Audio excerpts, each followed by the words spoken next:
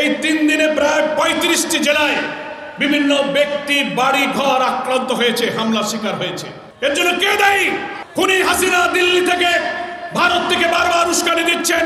উনি অডিও বক্তব্য দেবেন, উনি দেশে আসবেন, উনি বলে আমি ভারতের বর্ডারের কাছে আছি, যে কোনো সময় ঢুকে পড়বো। আর এখানে উস্কানি দেয় এখানকার আওয়ামী দোসররা, বলে আপা আপনি আসেন, আমরা খুব কষ্টে আছি। হ্যাঁ তোমরা চালায় যাও, আমি আসতেছি। কখনো বলে কুমিল্লার সীমান্ত ওখান দিয়ে ঢুকবে, দেশের অংশ আলাদা করে ফেলবে।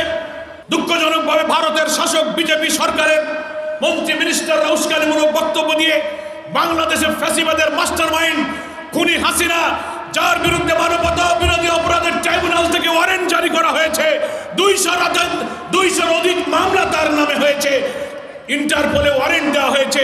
এই খুনি আসামি, ওয়ারেন্টের আসামিকে ভারতের আশ্রয় দেওয়া আন্তর্জাতিক আইনের লঙ্ঘন তিনি করেছেন। গতকালকে আমরা পরশুদিনকে দেখলাম ভারতের পররাষ্ট্র মন্ত্রণালয়ের মুখপাত্র রণধীর জয়সওয়াল, যখন বাংলাদেশ সরকারের পক্ষ থেকে বলা হচ্ছে হাসিনার উস্কানির কারণে এখানে অরাজকতা হচ্ছে, যেখানে সেখানে হামলা আক্রমণ হচ্ছে, ছাত্র জনতা বিক্ষুব্ধ হয়ে উঠছে, সামাল দেওয়া যাচ্ছে না, নিয়ন্ত্রণ করেন। ভারতকে যখন বলা হলো, দিল্লিতে বাংলাদেশের ভারপ্রাপ্ত হাই কমিশনার নুরুল ইসলামকে ডেকে পররাষ্ট্র মন্ত্রণালয় থেকে বলে দেয়া হলো হাসিনার এই বক্তব্য বইটার জন্য ভারত দায়ী নয়, ভারত এর সাথে কোনো সম্পর্ক নাই।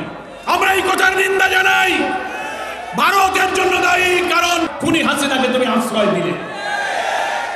আর ভারত থেকেই তো ভারতের প্রযুক্তি ব্যবহার করে শেখ হাসিনা এইসব বক্তব্য দিচ্ছে, কি বলেন ঠিক কিনা?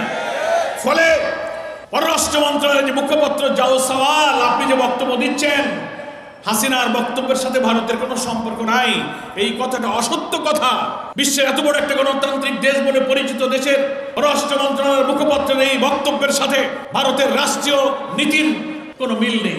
এর জন্য ভারতের পররাষ্ট্র মন্ত্রণালয়, আমরা কোনো রাষ্ট্র, কোনো দেশ, কোনো জনগণকে দায়ী করি না, কিন্তু ভারত শাসন করছে যে বিজেপি, চরম সাম্প্রদায়িক প্রতিক্রিয়াশীল একটি রাজনৈতিক দল হচ্ছে বিজেপি। তার শাসক গোষ্ঠী শেখ হাসিনাকে প্রশ্রয় দিয়ে বাংলাদেশে আরেকটি সাম্প্রদায়িক দাঙ্গা বাঁধিয়ে নৈরাজ্য সৃষ্টি করে হাসিনাকে আবার এখানে আনবার ষড়যন্ত্র করছে।